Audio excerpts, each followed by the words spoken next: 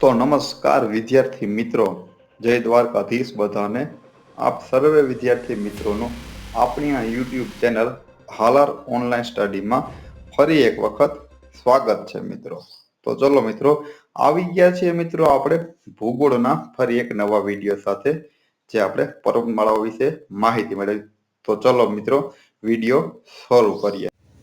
તો ચલો મિત્રો, આજનો વિડીયો શરૂ કરીએ. મિત્રો, આજે આપણે પૂર્વી ઘાટ અને જે આપણે નીલગિરી ટેકરીઓ છે એના વિશે માહિતી મેળવીશું. આનો પહેલાનો વિડીયો છે મિત્રો, એમાં આપણે સાતપુડા પર્વતમાળા અને સહ્યાદ્રી પર્વતમાળા વિશે માહિતી મેળવી હતી. એ મિત્રો, તમે એ વિડીયો ન જોયો હોય તો પહેલાં જોઈ લેજો. એના વિશે થોડી માહિતી આપી દઉં તો સાતપુડા છે તે ખંડ પ્રકારનો પર્વત છે, જે ગુજરાતથી લઈને છત્તીસગઢ સુધી ફેલાયેલો છે. સાતપુડા ટેકરીઓ છે તે મિત્રો 3 શ્રેણીમાં વિભાજિત થાય છે. સાતપુડા પર્વત શ્રેણીમાં ઊંચું શિખર ધૂપગઢ આવેલું છે. એ સિવાય સાતપુડા પર્વતમાળામાં છોટા નાગપુરનો ઉચ્ચ પ્રદેશ અને રાજમહેલની ટેકરીઓ આવેલી છે. રાજમહેલની ટેકરીઓ મિત્રો પારસનાથ નામનું શિખર આવેલું છે. અને મેકલની ટેકરીઓ જે વિધ્યાંચલ અને સાતપુડાને જોડતી ટેકરીઓ છે, તાપી અને મહી નદી અહીંથી નીકળે છે. એ બધી માહિતી આપણે આગળના વિડીયોમાં મેળવી છે. એ સિવાય મિત્રો આપણે સહ્યાદ્રી વિશે માહિતી મેળવી છે. તો કે હિમાલય પછી બીજા નંબરની સૌથી લાંબી ભારતની પર્વતમાળા છે. તે પણ 3 ભાગમાં વિભાગ પડે છે: ઉત્તર સહ્યાદ્રી, મધ્ય સહ્યાદ્રી અને દક્ષિણ સહ્યાદ્રી. એમાં દક્ષિણ સહ્યાદ્રીમાં આવેલું અન્નાઈમુડી શિખર છે, જે દક્ષિણ ભારતનું સૌથી ઊંચું શિખર છે, જ્યારે સહ્યાદ્રી પર્વતમાળાનું પણ સૌથી ઊંચું શિખર છે. સહ્યાદ્રી પર્વતમાળા છે તે કુલ કેટલા તો કે 6 રાજ્યોમાં ફેલાયેલી છે.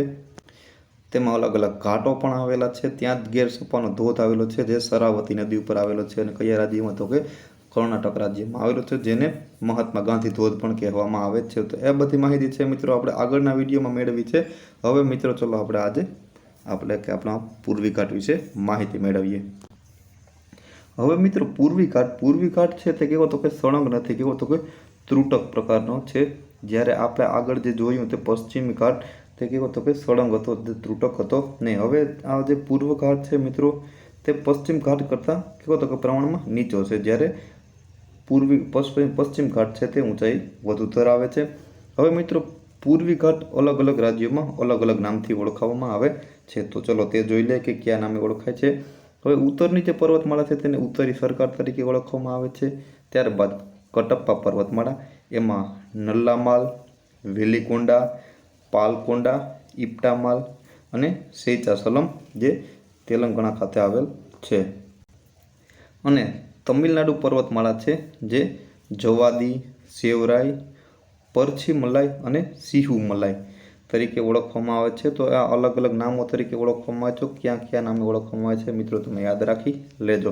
ચલો હવે મિત્રો ત્યાંથી આગળ જોઈએ તો પૂર્વી ઘાટ સમુદ્ર તટને સમાંતર મહાનદીની ઘાટીથી દક્ષિણમાં નીલગિરી પર્વત સુધી ફેલાયેલો છે. તો મિત્રો પૂર્વી ઘાટ ક્યાં સુધી ફેલાયેલો છે તો કે પૂર્વી ઘાટ છે તે સમાંતર છે, કેમ તો કે સમુદ્ર તટને અને મહાનદીની ઘાટીથી દક્ષિણમાં નીલગિરી ફેલાયેલું છે. આજે આપણે નીલગિરી પર્વત છે તે આ જે નીલગિરી પર્વતમાળા છે એના વિશે આપણે માહિતી આગળ આ વિડીયોમાં જોઈ લઈશું. તો નીલગિરી પર્વતમાળા સુધી ફેલાયેલી છે, કે તો કે પૂર્વી ઘાટ. હવે મિત્રો પૂર્વી ઘાટ છે તેની સરેરાશ પહોળાઈ કીધી છે, ઊંચાઈ નહીં, 100 થી 200 કિલોમીટર જેટલી છે. અને તેની ઊંચાઈ કેટલી તો કે 600 મીટર જેટલી છે મિત્રો. જ્યારે આપણે પશ્ચિમ ઘાટ જોયો તેમાં દોડાબીટા છે, જે 2000 ઉપરની ઊંચાઈ ધરાવે છે. તો ત્યાં શિખરો ઊંચા આવેલા છે, જ્યારે પૂર્વી ઘાટમાં શિખરો છે તે ઊંચાઈમાં નાના છે. ચલો હવે ત્યાંથી આગળ જોઈએ. ત્યાર પછી મિત્રો અહીંથી કઈ નદી તો કે મહા, ગોદાવરી, કૃષ્ણા, કાવેરી નદીઓ જે પૂર્વ ઘાટમાં કોતરો બનાવે છે. મિત્રો આ નદીઓ બધી કોતરો બનાવે છે, યાદ રાખજો. કઈ તો કે મહા, ગોદાવરી, કૃષ્ણા અને કાવેરી નદીઓ છે તે. હવે પૂર્વ ઘાટમાં મિત્રો શેચાસલમ, જે આપણે ક્યાં તેલંગાણામાં છે, આ શ્રેણીમાં અનદયાલ ઘાટી આવેલી છે. અનદયાલ ઘાટી ક્યાં કઈ શ્રેણીમાં આવેલી તો શેચાસલમ ઘાટીમાં આવેલી છે, જે તમે યાદ રાખી લેજો મિત્રો. પૂર્વ ઘાટની પર્વતમાળામાં ઉત્તરથી દક્ષિણ તરફ આપણે જોઈએ, આ ઉત્તરથી આપણે જોઈએ તો આ દક્ષિણ તરફ એ રીતે જોઈએ તો સૌપ્રથમ મલ્યાગીરી, મહેન્દ્રગીરી IMP છે, યાદ રાખી લેજો. નલ્લામાલ જરૂરી નથી, પછી ઈરામલાઈ જરૂરી નથી. આ વેલિકોંડા યાદ રાખી લેજો. શેચાસલમ યાદ રાખી લેજો, જરૂરી નથી. પાલકોંડા, જવાદી યાદ નથી. સેવરાઈ પણ જરૂરી નથી. અને જે પાલ શ્રેણીઓ છે તે યાદ રાખી લેજો. કહ્યું તો કે મલાઈગીરી, મહેન્દ્રગીરી યાદ રાખી લેજો મિત્રો. હીરામલાઈ, જ્યારે વેલીકુંડ અને સીચાસલમ છે તે પણ યાદ રાખી લેજો. હવે મિત્રો પૂર્વી ઘાટનું સૌથી ઊંચું શિખર જોઈએ તો આર્યાકોંડા, અહીંયા આર્યા આવશે મિત્રો, આર્યાકોંડા છે, જેની ઊંચાઈ કેટલી તો કે 1680 મીટર જેટલી છે. અને કયા રાજ્યમાં આવેલું છે તો કે આંધ્રપ્રદેશમાં આવેલું છે મિત્રો. તો પૂર્વી ઘાટનું સૌથી ઊંચું શિખર કયું તો કે આર્યાકોંડા છે, જે 1680 મીટર જેટલી ઊંચાઈ ધરાવે છે. જ્યારે આપણે પશ્ચિમ ઘાટ છે તેનું જોયું તો સૌથી ઊંચું શિખર કયું હતું મિત્રો તો કે અન્નાઈમુડી. અને મિત્રો છેલ્લે આપણે જે પૂર્વી ઘાટ છે તેના વિશેનો છેલ્લો પોઈન્ટ જોઈ લઈએ કે મેલાગીરી શ્રેણી છે ક્યાં તો કે તમિલનાડુમાં આવેલી છે, જે કેના માટે તો કે ચંદનના વનો માટે જાણીતું છે મિત્રો.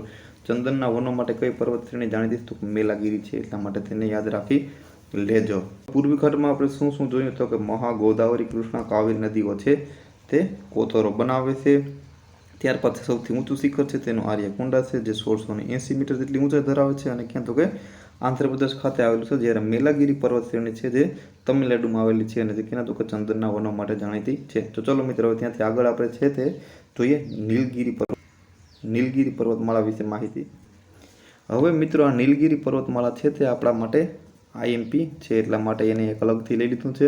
હવે મિત્રો નીલગિરી ટેકરીઓ છે તો ચા અને કોફી માટે પ્રખ્યાત છે. કઈ ટેકરીઓ મિત્રો ચા અને કોફી માટે પ્રખ્યાત છે તો કે નીલગિરીની ટેકરીઓ છે ચા અને કોફી માટે પ્રખ્યાત છે. જ્યારે ચંદન માટે કોણ છે પ્રખ્યાત, કઈ ટેકરીઓ છે તો કે મેલાગીરી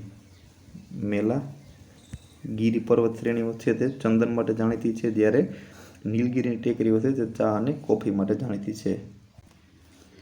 ત્યાર પછી જે મિત્રો આપણે પૂર્વ ઘાટ, પશ્ચિમ ઘાટ અને પૂર્વ ઘાટ જ્યાં ભેગા થાય છે ત્યાં એક ગ્રંથિ બનાવે છે, જે મિત્રો ક્યાં નામે તો કે નીલગિરી તરીકે ઓળખવામાં આવે છે. મતલબ મિત્રો આ છે તે આપણો પશ્ચિમ ઘાટ છે, આ છે તે આપણો પૂર્વ ઘાટ છે. જે અહીંયા બંને ભેગી થઈ છે તે નીલગિરી પર્વતમાળાઓ જે તમિલનાડુ ખાતે આવેલી છે તેનો મુખ્ય ભાગ.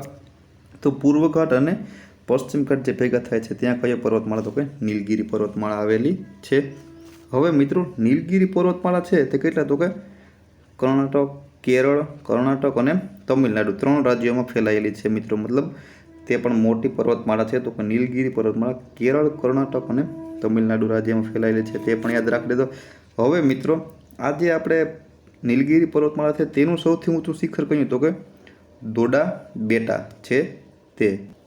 હવે મિત્રો આ દોડા બેટા છે તેની ઊંચાઈ આપણે જોઈ લઈએ તો કેટલી છે તો કે 2637 મીટર જેટલી તેની ઊંચાઈ છે દોડા બેટાની. મિત્રો આ દોડા બેટા જે છે નીલગિરી પર્વતમાળાનું સૌથી ઊંચું શિખર, તે દક્ષિણ ભારતનું બીજા નંબરનું સૌથી ઊંચું શિખર. કેટલામાં તો કે બીજા નંબરનું. પ્રથમ નંબરનું જે આપણે હતું તે પશ્ચિમ ઘાટમાં આવેલું હતું તે શિખર છે, જ્યારે બીજા નંબરનું કહ્યું તો કે દોડા બેટા છો. તો આઈએમપી છે તે પણ યાદ રાખી લેજો મિત્રો. હવે મિત્રો જોઈએ આપણે પાલઘાટ નીલગિરીની દક્ષિણે આવેલો છે. કયો ઘાટ મિત્રો તો કે પાલઘાટ, જે નીલગિરીની દક્ષિણે આવેલો છે, કેરળ અને તમિલનાડુને જોડે છે.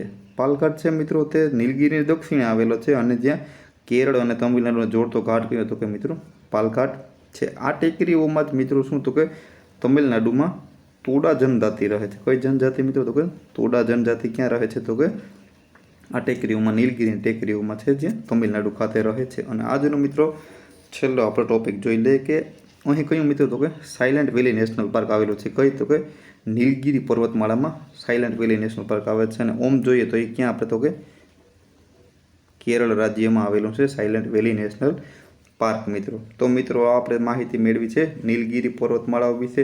ચલો મિત્રો હવે આપણે આજની આ દક્ષિણ ભારતની જે પર્વતમાળાઓ છે તેના વિશે અહીં વિડીયો પૂર્ણ કરીએ છીએ. મિત્રો જો તમને આ વિડીયો પસંદ આવ્યો તો તમારા મિત્રો સુધી શેર કરો, આપણી ચેનલને સબસ્ક્રાઈબ કરો. તો ચલો મળીએ ફરી એક નવા વિડીયો સાથે.